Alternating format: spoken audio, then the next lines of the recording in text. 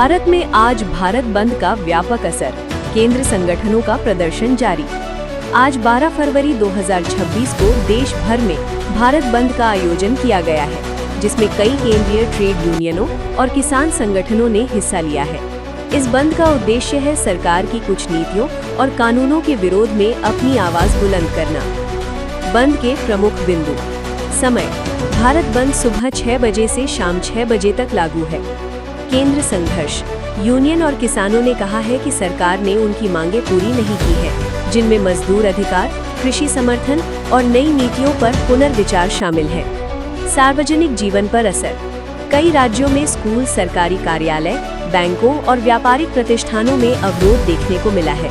Rail या बस के कुछ रूट पर सेवाएं प्रभावित हुई हैं। निजी वाहन सेवाएं और बाजार कुछ स्थानों पर खुले हैं। राजस्थानी हालात: राजस्थान के सीकर, झुंझुनू जैसे शहरों में बाजार और कार्यालय बंद दिख रहे हैं।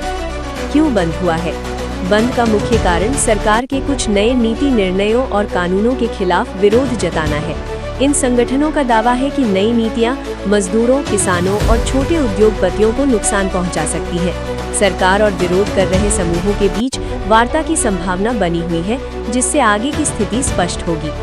इस बंद से देश के कई हिस्सों में व्यावहारिक जीवन थोड़ा प्रभावित है, लेकिन आपात स्थिति सेवाएं जैसे अस्पताल, प्राथमिक स्वास्थ्य सेवाएं काम कर रही हैं। 2. संयुक्त सांख्यिकी घोषणाएं और आर्थिक सांख्यिकीय बदलाव। आज कुछ बड़ा आर्थिक और सरकारी डेटा बदलाव यानी आर्थिक सूचकांक के संदर्भ में अपडेट आया है। सरकार ने घोषणा की है कि अब कुछ अहम आर्थिक आंकड़ों की गणना की आधार वर्ष यानी बेस ईयर को बदल दिया गया है। मुख्य बदलाव: जीडीपी यानी सकल घरेलू उत्पाद और आईआईपी यानी इंडेक्स ऑफ इंडस्ट्रियल प्रोडक्शन का नया आधार वर्ष 2022-23 कर दिया गया है। सीपीआई यानी उपभोक्ता मूल्य सूचकांक का नया आधार 2024 रखे जाने का निर्णय है।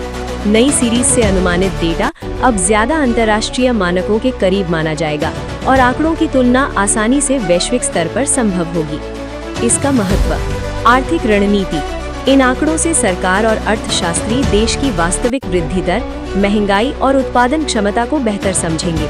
निवेश निर्णय: घरेलू और विदेशी निवेशक अब नए बेस ईयर डेटा के आधार पर बेहतर निर्णय ले सकते हैं। बजट प्रभाव: आज के बजट सत्र के दौरान भी ये नए आधार वर्ष के डेटा चर्चा का विषय रहा है, जिससे अर्थव्यवस्था की दिशा पर असर देखने को मिल सकता है। इन बदलावों से भारत की जीडीपी और उत्पादन आंकड़ों की रिपोर्ट अब अधिक सटीक मानी जाएगी, लेकिन शुरुआती चरण में कुछ पुराने और नए डेटा का मिश्रण होने से विश्लेषण थोड़ा जटिल भी दिख सकता है। डिग्री 3. शेयर बाजार में गिरावट, सेंसेक्स और निफ्टी का दबाव। आज भारतीय शेयर बाजारों में कमजोरी का माहौल देखा जा रहा है। खासकर आईटी यानी इंफॉर्मेशन टेक्नोलॉजी सेक्टर के कुछ बड़े शेयरों में भारी गिरावट दर्ज की गई है। बाजार की स्थिति: सेंसेक्स: गुरुवार को भारतीय शेयर बाजार का प्रमुख सूचकांक सेंसेक्स कमजोर प्रदर्शन के साथ बंद हुआ। निफ्टी 50 निफ्टी सूचकांक भी थोड़ी गिरावट के साथ बंद रहा, जिससे निवेशकों को अस्थिरता महसूस हो रही है। कौन से शेयर प्रभावित हुए? सबसे अधिक गिरने वाले share: Infosys limited, Wipro limited, TCS यानी Tata consultancy services, HCL technologies, Hindustan Unilever limited. इन कंपनियों के शेयरों में 3% से लेकर 5% तक की गिरावट दर्ज हुई है।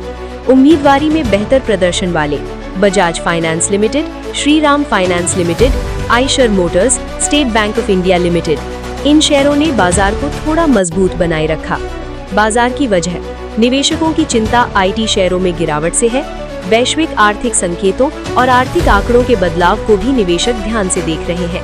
कुछ विश्लेषक मानते हैं कि निफ्टी 25,800 के आसपास मजबूत समर्थन बनाए रखने की कोशिश में है, लेकिन अगर ये स्तर टूटता है तो और गिरावट संभव है। निष्कर्ष: आज का बाजार थोड़ा अस्थिर और मिला-जुला रहा। कुछ सेक्टर मजबूत दिखे, जबकि आईटी और बड़े नाम गिरावट के कारण दबाव में रहे। घोषणा 4. सरकारी योजनाएं और बुनियादी बदलाव। UPSC, budget, industrial code bill. देश में आज कुछ सरकारी घोषणाएं और बदलाव सामने आए हैं, जिनका असर भविष्य में दिखेगा। महत्वपूर्ण घोषणाएं: यूपीएससी आवेदन सुधार। संघ लोक सेवा आयोग ने सिविल सर्विसेज 2026 और आईएफओएस यानी इंडियन फॉरेस्ट सर्विस परीक्षा के लिए त्रुटि सुधार विंडो खोली है। उम्मीदवार अब आवेदन में गलती सुधार सकेंगे। इंडस्ट्रियल रिलेशन कोड संशोधन बिल 2026। संसद में पेश किया गया ये बिल श्रम, रोजगार और औद्योगिक विवाद से जुड़े नियमों को मजबूत करेगा।